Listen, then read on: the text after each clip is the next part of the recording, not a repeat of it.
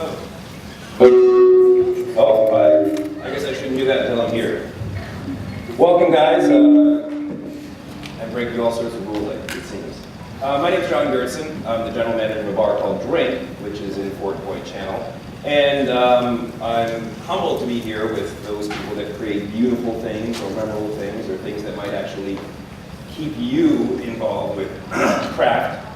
And for me, craft has a lot to do with creating beauty, creating interesting things to remember, but I think I might have one unique ability, or perhaps I'm paid to do this. I actually get to make things for people and see how they like it immediately. So I thought I'd do that for you all today. And what we do at Drink, and what I hope that people get from Drink, is an opportunity to think outside of the box a little bit, to actually have a drink that is good for them. So I'm going to pick on Ezra. We talked earlier, Ezra, right? About whiskey? I think it was whiskey. I hope it was, because I didn't bring any rum. I've got some whiskey, and you said to me that you really like to drink whiskey on its own. But sometimes people try to push drinks on you that have other flavors added to them. Well, there's one drink I think that, I hope I don't make too much noise, you're going to love. And I think that if I craft this in front of the room, I can help you find just the perfect drink. So there is a drink called the cocktail. It's a very well-known word, but what's not well-known is that this word is almost 210 years old. It was first recorded in America in 1803 in a little farmer's almanac as a morning wake me up. And then in 1806 we realized that this was actually a recipe and there were ingredients. So there's some sugar that's involved, and I have some sugar for you.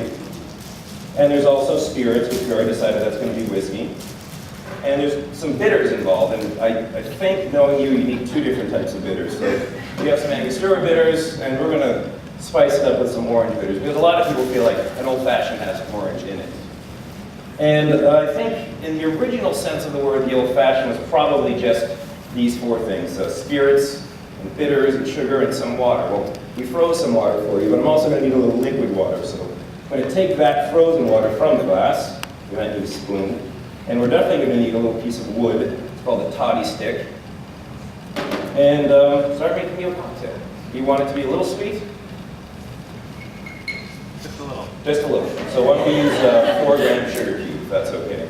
And do you like the flavor of orange? Sure. Well, then we'll do 2 dashes of orange bitters. And is bitter okay? Oh, yes. Angostura bitters. So we'll do one of those.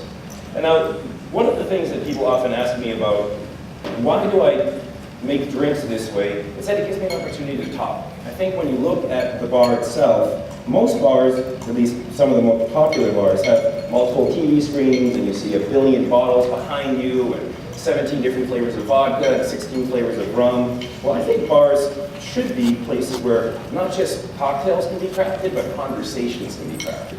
And I hope that more bars start to do this. I've seen a little bit of a return to the bar without the television screen, without all the bottles bombarding you with imaging. And I hope that when we're making drinks at Drink, we can allow you to have some good conversation. The cocktail itself, I think, is a great topic of conversation. We're going to need a little bit of water to dissolve that sugar.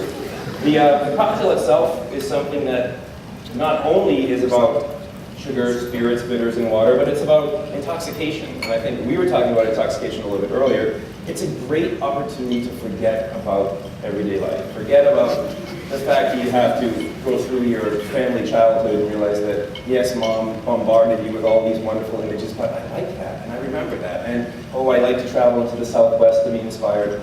Every now and then, you just need to forget. So we craft cocktails with some spirits that can help you to forget. So thus far, all I've really done is just dissolve a little sugar and water. And we're going to add some spirits. And I think we probably need to measure this because I don't want to mess it up too much. You like a strong drink, right? So say yes. We'll use the big side of the drink. Stronger? What's going to drink this as? You realize that. So there's 3 ounces of whiskey. And the little stir will actually do what I think a lot of bartenders forget to do, which is water down their booze. Because alcohol is toxic, even though it allows us to forget about everyday life, it also poisons us. A little bit of extra water there by stirring. And do you like to smell your drinks at all?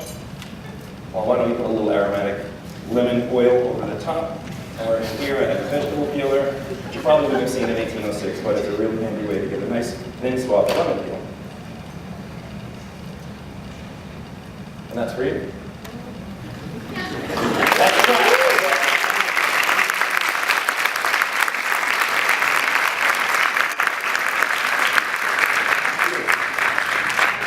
Thank you.